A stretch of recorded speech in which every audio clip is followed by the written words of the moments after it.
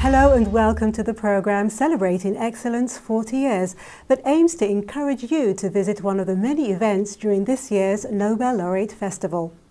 The Nobel Laureate Festival Committee invites everyone to submit an idea for the festival.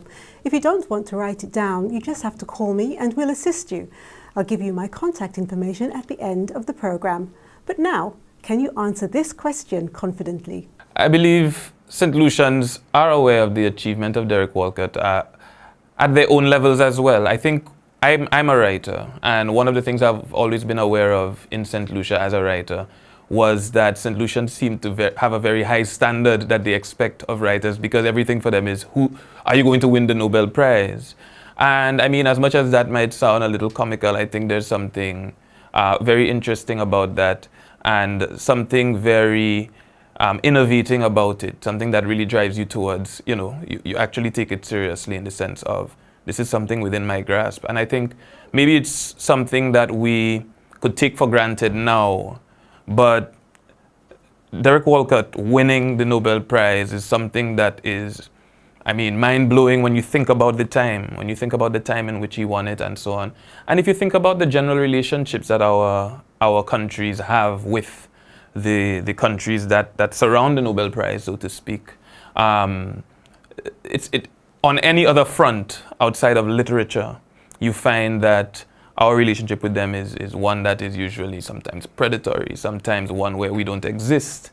And that is a serious kind of thing that he had to break through at all. So even at the level of being aware that he won this major prize is an idea that I'm very interested in, because I start to wonder, because we have ideas of, let's say, development and how we could thrive in our society that have to do with staying here as well. But there's also been in the Caribbean throughout a very strong affiliation to the idea that people want to see their persons do well on the world stage. And I think that's a very powerful idea. It's the idea that's behind stuff like, the old Olympics in Greek times and so on. The idea was these persons are the best in the world. And maybe we cannot quantify what that does for a country, but we can't underestimate it either.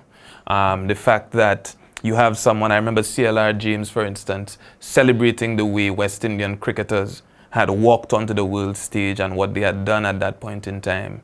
That is extremely powerful, because what it does is I think it gives way to a certain sophistication in the individual members of a population. So I think persons are taking in Derek Walcott, and maybe they don't express it through poetry. Maybe they're doing it in some other field, but I think the average St. Lucian could now grow up in a way that Derek Walcott didn't, and many people after him, because he won the prize in '92, could grow up with a strong sense of possibility, a really, really strong sense of what they can do and so on. So I think we live with the importance of what Derek Walcott has done in us in a way that might not always manifest in a conscious identification with him. It might not always manifest in a conscious identification or knowledge about his work per se, which is not to say that we don't get persons to learn his work or to do it, but you can only control such things to a certain extent.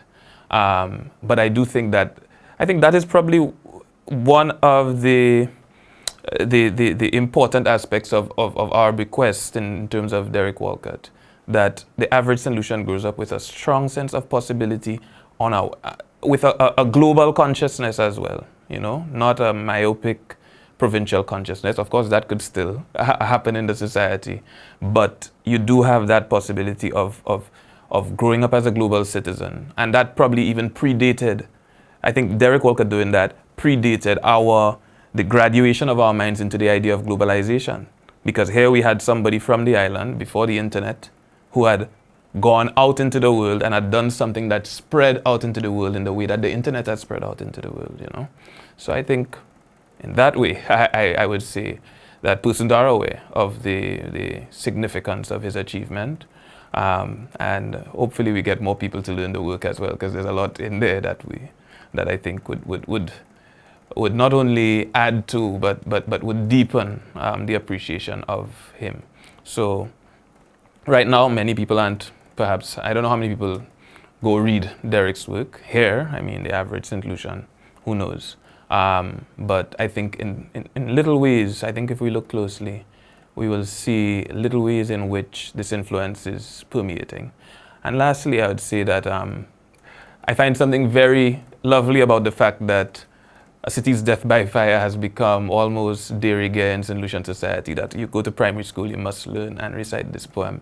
Because I think reciting poetry is extremely powerful. And people would grow up, they would become engineers, but they would remember in school reciting a city's death by fire and could recite it in the middle of, you know, building a bridge or something like that, and recollecting their childhood and being able to say these lines. I mean, it has immortalized our city in a way. It has immortalized that event.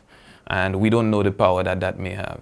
We hope to see you at one of the many Nobel Laureate Festival events around the island. You know, most of them are free.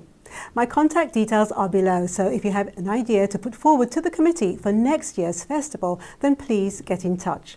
See you tomorrow at 7:55 p.m. on Choice for another question, yet another answer. Goodbye for now.